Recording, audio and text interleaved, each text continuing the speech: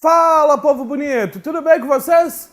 Hoje mais uma dica aqui comigo, professor Matheus, do curso Exatas, mais uma dica de história. Agora a gente vai começar uma outra série de dicas comigo. A gente vai falar sobre as constituições do Brasil. Constituições essas que vão abranger momentos específicos e dados importantes sobre a nossa história. A gente consegue criar um traço histórico somente pelas constituições. Claro, um traço a partir do momento de Dom Pedro II. Mas a gente consegue ver detalhes extremamente importantes. Vem para a mesa comigo, vamos dar uma analisada nisso? Pessoal, nessas duas imagens a gente acaba vendo a primeira Constituição do Brasil, né, que é a de 1824, e nós vemos aqui a imagem do nosso ex-imperador Dom Pedro I. Pessoal, esse carinha aqui, ele vai tentar fazer um novo modo de governar. Qual era o contexto? Como era a situação no Brasil nesse momento? Logo após a independência do Brasil, nós temos três grupos que fizeram a independência. Nada muito modificador. Na verdade, não teve grandes modificações sociais. A escravidão permaneceu, os latifundiários continuaram, mas a gente tem uma estrutura extremamente diversificada no sentido da elite. Nós temos de um lado os portugueses e do outro lado os brasileiros. Por isso que num primeiro momento a gente tem uma característica de tentar construir uma Constituição com maioria de brasileiros, fazem uma proposta constituinte chamada Constituição da Mandioca. A Constituição da Mandioca é de 1822 e ela foi uma proposta feita para limitar o poder de Dom Pedro. Além de limitar, ela teria o voto censitário, mas é um voto censitário através de sacas de mandioca. Eu sei, como assim saca de mandioca? Você deveria comprovar quanto de mandioca você consegue produzir. Quanto de mandioca você consegue ter em um ano ou na quantidade de terras. Lembra, detalhe importante para lembrar da Constituição da Mandioca, é como eu comprovo que eu consigo produzir aquela quantidade de mandioca. É através da quantidade de terras e também com a quantidade de escravos. Com esses dois detalhes, eu conseguiria comprovar mais ou menos quantas sacas de mandioca eu faria. Pessoal, só que essa Constituição, ela não vai dar muito certo inicialmente. Ou totalmente. Afinal, numa noite, a noite da agonia, Dom Pedro vai dissolver aquele grupo que estava fazendo a Constituição. Vai falar, essa Constituição não vai entrar em vigor.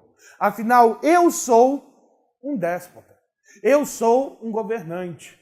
E eu quero ter poder. Afinal, essa primeira Constituição feita, ela dividia o poder em três: legislativo, judiciário e executivo. Aonde está o poder de Dom Pedro? Estaria no executivo, mas ele teria que dividir o seu poder com o judiciário, com o legislativo. Então ele não seria um governante total. Por isso que ele acaba fazendo uma Constituição. A Constituição de 1824, essa que a gente vai voltar para a mesa para ver. Vem comigo então.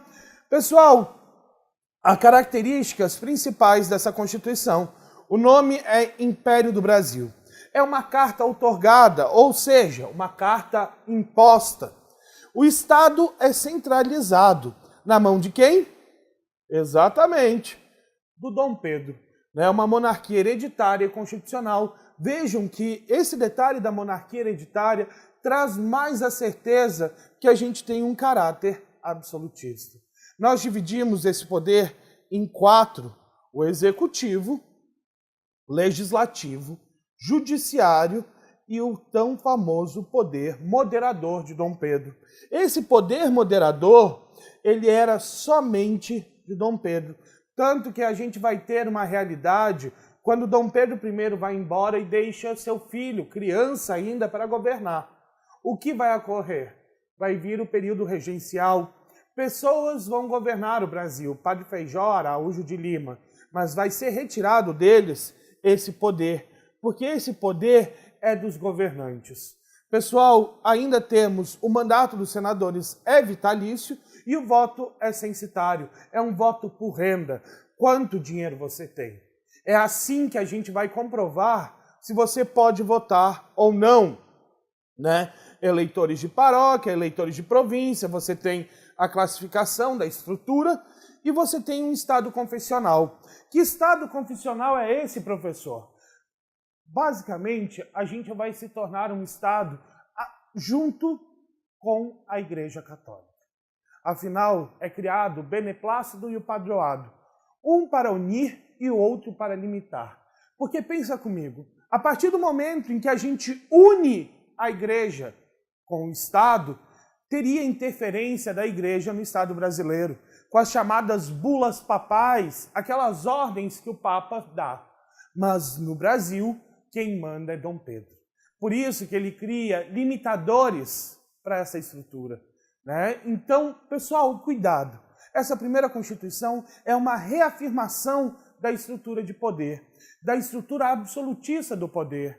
Você tem que ter parcimônia na hora de responder. Você tem que ler com calma. Ler devagar, mas também não vai tentar dormir na prova não, irmão. Por quê?